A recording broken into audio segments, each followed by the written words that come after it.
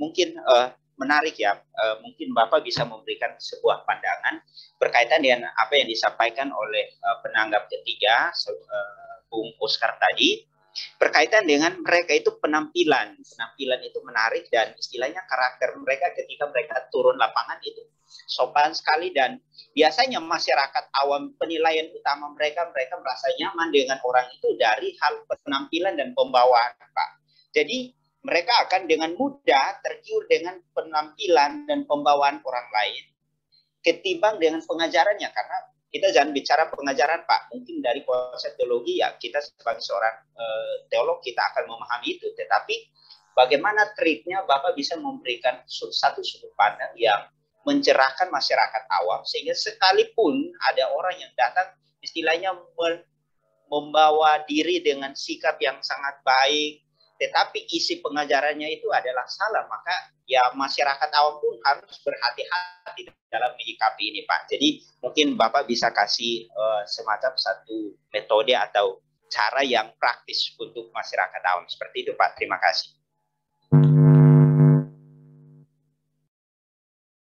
Gimana moderator? Silakan Pak Albert kalau ada yang mau direspon nih.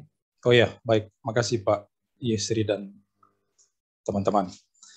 Mengenai terlihat baik, memang itulah salah satu kekeliruan kita jemaat, misalnya jemaat awam ketika diperhadapkan dengan seseorang yang terlihat baik, gaya hidupnya bagus, lalu mereka lebih tertarik ke sana ketimbang melihat bagaimana yang ajaran yang mereka pahami.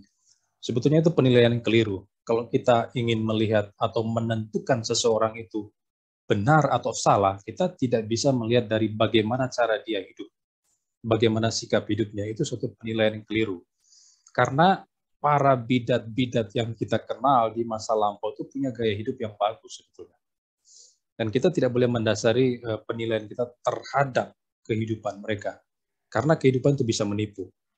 Semua orang bisa berlagak bagus di depan kamera, seperti inilah kita. Kita ada di depan kamera, wah terlihat bagus, rambut disisir rapi, kata-kata sopan, diatur sedemikian rupa. Tapi itu bukan tolok ukur seseorang itu benar, dia tidak sesat, dan dia pasti benar. Tidak seperti itu. Menurut saya tolok ukur yang perlu kita nilai, perlu kita tindak lanjuti adalah kita lihat bagaimana ajaran daripada orang tersebut. Kita melihat ajarannya itu seperti apa.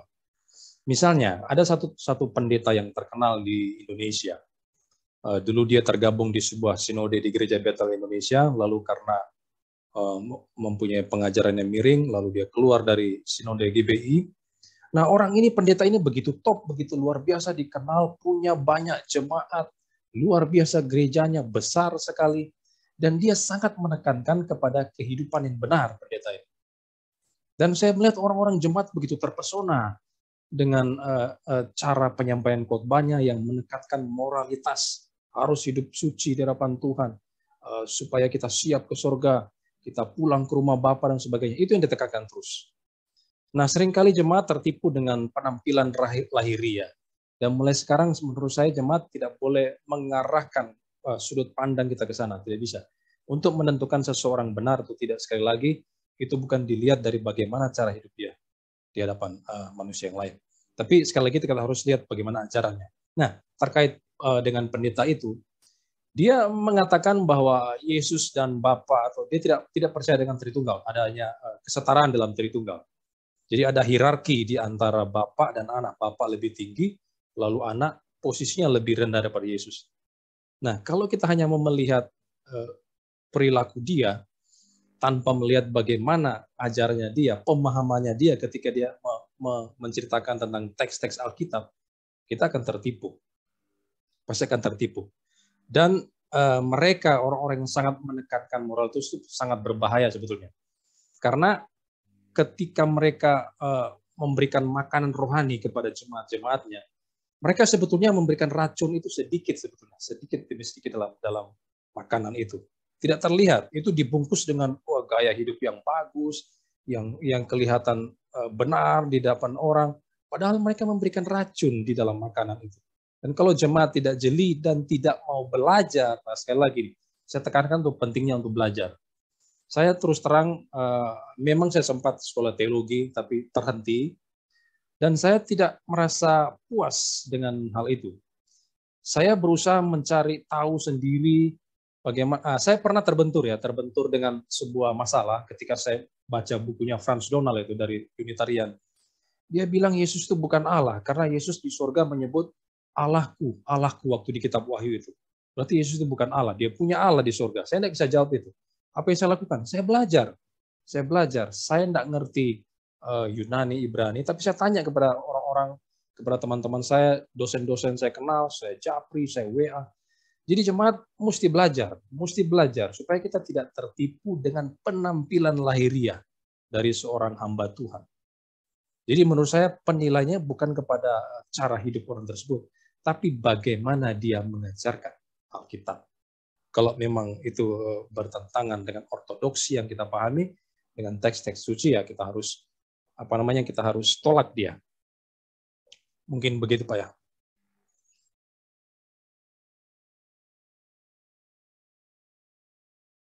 Pertama-tama Pak, saya mau merujuk kepada data yang di awal Bapak sampaikan, bahwa dilihat dari statistik atau jumlah kuantiti ya, jumlah setiap tahun itu mereka terus meningkat, betul ya Pak ya? Dari 7 juta dan kemudian Bapak bilang terakhir tahun 2007 atau berapa gitu sudah jadi 9 juta gitu.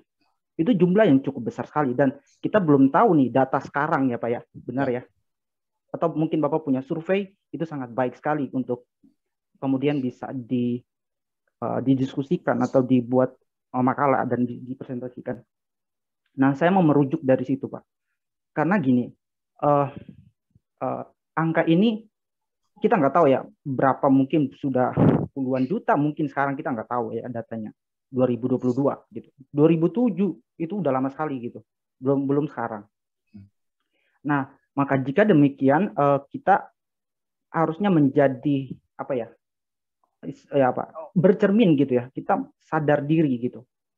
Kita kemudian mau belajar dari mereka. Kenapa sih kok meningkatnya drastis sekali gitu? Dari 7 juta jadi 9 juta dan kita nggak tahu sampai sekarang. Apa metode yang mereka gunakan, pengajaran mereka, gaya hidup mereka.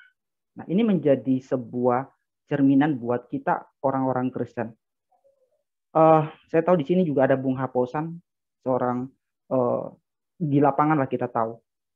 Pasti juga mengalami tantangan-tantangan ketika berhadapan dengan masyarakat.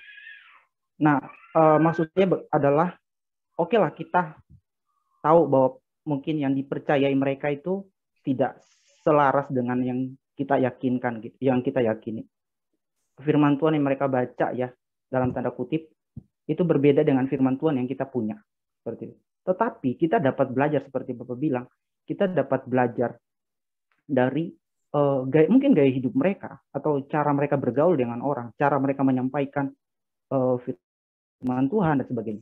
Jadi hal itu menjadi nilai plus. Jadi ternyata bukan tidak hanya sebatas pengajaran saja, tetapi juga harus selaras dengan gaya hidup misalnya gitu ya.